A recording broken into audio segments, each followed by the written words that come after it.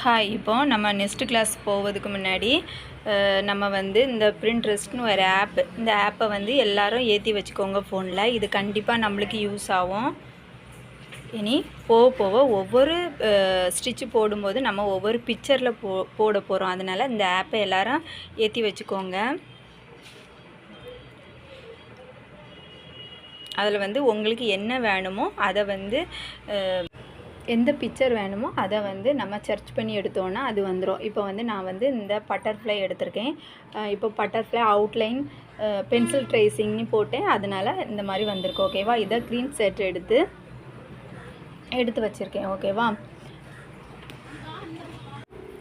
Green set எடுத்ததை நம்ம எப்படி இப்போ கிளாத்துக்கு வரையுதுன்னு பார்ப்போம். இப்போ வந்து அந்த க்ரீன் செட் எடுத்ததை வந்து நான் அதை வந்து ஜூம் பண்ணி எந்த அளவுக்கு எனக்கு பெருசாக வேணுமோ அந்த அளவுக்கு பெருசாக எடுத்திருக்கேன். இதை அப்படியே ஃப்ரேம் கடியில் கொண்டு போங்க. சரிங்களா? நம்ம க்ரீன் செட் எடுத்ததில் அது இருக்குமா, பவரையும் நல்லா கூட்டி வச்சுக்கோங்க. கூட்டி வச்சு இப்போ வந்து நம்ம ஃப்ரேம் கடியில் வச்சு எந்த அளவுக்கு நம்மளுக்கு தேவையோ அந்த அளவுக்கு பெருசாக்கிக்கோங்க.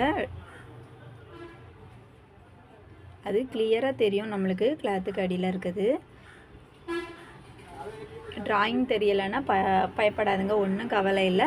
நம்ம இந்த மாதிரியே வரைஞ்சிக்கலாம். ஓகேவா?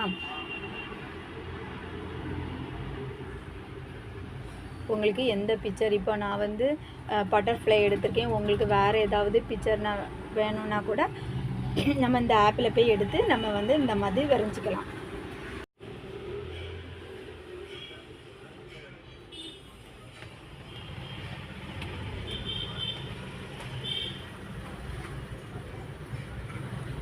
உங்களுக்கு தேவைக்கு அதை அட்ஜஸ்ட் பண்ணி வச்சு அப்படியே வரைஞ்சிக்கோங்க. கொஞ்சம் தள்ளி தள்ளி விட்டு நம்ம வரைஞ்சிக்கணும். சின்னதாக இருந்தால் அப்படியே வரைஞ்சிக்கலாம். இப்போ நம்ம கொஞ்சம் பெருசாக வரைஞ்சிருக்கிறதுனால கொஞ்சம் அட்ஜஸ்ட் பண்ணி ஃபோனையும் தள்ளி வச்சு அந்த மாதிரி கிளாத்தையும் தள்ளி தள்ளி வச்சு நம்ம வரைஞ்சிக்கணும். ஓகேவா?